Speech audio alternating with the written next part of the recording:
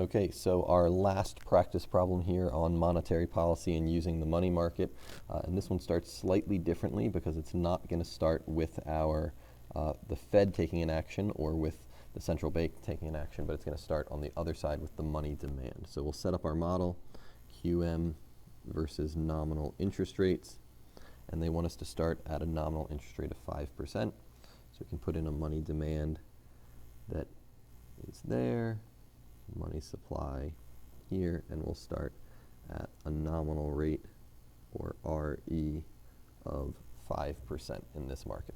And then we get the beginning of the kind of change that's going to happen. So we're talking about customer deposits, we're talking about technology, and we're talking about how necessary money is. And specifically here, we're saying that money is less necessary. So two quick reminders. The money supply is controlled by the Fed.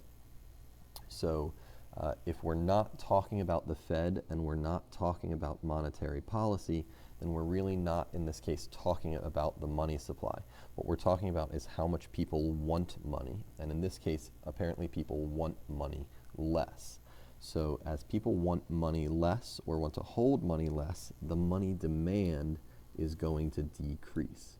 So we could say a change in technology led to a decrease in the money demand, and a decrease in money demand, we can see on the graph, is going to drive interest rates down and lead to a decrease in the interest rate. How would the change in interest rates affect price level and output in the economy? We can do this one really quickly. A decrease in interest rates should lead to an increase in consumer and investment spending. This can be understood in two different ways. One, people are less willing to save their money, so potentially they're more willing to spend their money. Or if interest rates are low, then people might be encouraged to make purchases they previously wouldn't make. As spending changes, then we know aggregate demand is going to change. And without drawing a graph, we can say that increasing aggregate demand is going to increase price level and increase GDP, or output, in the economy, because more spending necessitates those changes. And then we get to the kind of more interesting question here.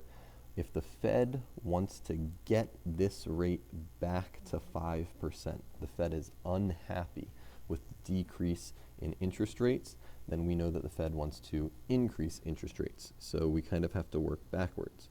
The Fed wants to increase interest rates. What actions does the Fed need to take, and what would these actions do on our money supply? I would actually start on the money supply here. If the Fed wants to increase the interest rate, then they're going to need to move this money supply curve back over. I missed just slightly there, but they're going to have to move this money supply back over to the left, which is a decrease in the money supply. Right? Then the money supply needs to decrease. And the decrease in the money supply is going to move us up along this aggregate or money demand curve and back towards that 5% rate. So then we have to ask what policies regarding the discount rate and the reserve ratio would decrease the money supply. And the answers here are that an increase in the discount rate and an increase in the required reserve ratio will both lead to a decrease in lending by banks, and therefore a decrease in the money supply. And so we kind of had to step backwards, and now we can step forward. We had to think, what does the Fed want? They want a higher interest rate, which means they want a lower money supply, which means they want these policies to move this direction. And if they move these policies this direction, we can confirm that they will get all of the changes they want. Increasing their rates will decrease lending, decrease the money supply, and increase the interest rate.